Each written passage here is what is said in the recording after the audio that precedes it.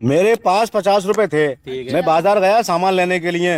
मैंने 50 में से 20 के खरीदे दाल। रुपए बचे मेरे पास 30। ठीक। अब जो 30 रुपए बचे उसमें से 15 खरीदे मैंने चावल। तो रुपए बचे 15। 15। अब जो 15 रुपए बचे उसमें से 9 का खरीदा मैंने तेल। ठीक है। तो रुपए बचे 6। ठीक। और जो 6 रुपए बचे उसके खरीद लिए मैंने मसाले। ठीक। रुपए बचे 0। ठीक। अब मैंने जो खरीदे हुए सामान का टोटल लगाया पहली बार में 20, फिर 15, फिर 9, फिर 6।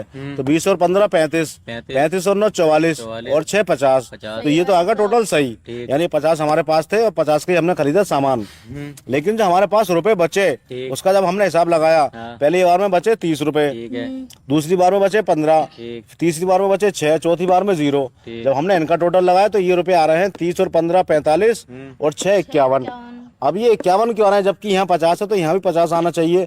ये 1 रुपया बढ़ के एक्स्ट्रा क्यों आ रहा है? आप ये हिसाब निकाल के बताओ और 1000 का नगद इनाम पाओ।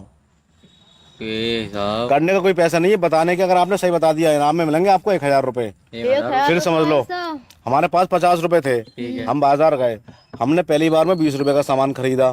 50 में से 20 का सामान खरीद लिया तो रुपए बचे 30। ठीक है। अब जो 30 रुपए बचे उसमें खरीदा हमने 15 का सामान तो रुपए बचे 15। 15 में से खरीद लिया हमने 9 रुपए का सामान तो रुपए बचे 6। और जो 6 रुपए थे हमने उसके भी मसाले खरीद लिए तो रुपए बचे 0। 0। अब जब हमने खरीदे हुए सामान का टोटल लगाया तो ये आ रहा है 50। ठीक है। और जो सामान जो पैसे हम पे बचे पहली बार में, दूसरी बार में, तीसरी बार में उसका टोटल लगाया 30 और 15 45 और 6 51। ठीक। तो रुपए आ रहा है 51। हाँ। जबकि जब यहाँ 50 आ रहे हैं तो यहाँ ही 50 आने चाहिए। हाँ भाई, अब आप ये बताओ 1 रुपया कहाँ से बढ़ा? 1 रुपया कहाँ से ये बढ़ा? भाई साहब इसी बात के 1000 रुपए बताने के। तुम्हारी जेब में हुआ। बेटा जेब में हमारे सिर्फ 50 रुपए थे और सब चीज लिखित में। हम जैसे जैसे सामान लेते चले गए हम लिखते चले गए। हमने खरीदे हुए सामान भी लिखा और जो पैसे बचे वो भी लिखे। पता चली भाई साहब जेब में पड़ा बेटा हुआ। बच्चों वाली बात मत करो, आप स्कूल जाते हो, देखो सब पैसे जब लिखित में है तो जेब में पड़ा कहाँ से होगा रुपया? अगर जेब में हमारे पड़ा होता तो हम यहाँ पे 51 ही लिखते, यहाँ भी क्या बनाते। हमारी जेब में सिर्फ 50 रुपए ही थे। 50 रुपए थे। हाँ, अब आप इस पे ध्यान दो 1 रुपया बढ़ के क्यों आया ये? तुम्हारी जेब में अलग से पड़ा हो तुम्हें पता नहीं? नहीं भैया जेब में तो रुपया यही कह रहे हैं भाई यही साहब। कह रहे हो? देखो फिर समझो। हाँ। जब हम पे 50 रुपए हैं, ठीक है। हमने 20 का सामान लिया 30 बचे। ठीक। ठीक है, कोई फालतू तो नहीं है रुपया। ना। 30 में से 15 का सामान लिया 15 बचे। ठीक है। 15 में से 9 का सामान लिया 6 बचे। ठीक। फिर हमने 6 का सामान ले लिया, ठीक। रुपए बचे 0। ठीक। तो 1 रुपया बढ़ के कहाँ से आया?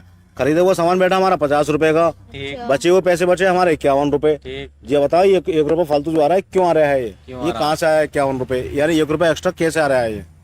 ये 1 रुपया एक्स्ट्रा। मेरी जेब में तो कुछ था नहीं 50 रुपए का भाई अलावा। साहब तुम्हें 1 रुपया बच गया। बचा नहीं, हिसाब में फालतू क्यों आ रहा है रुपया ये?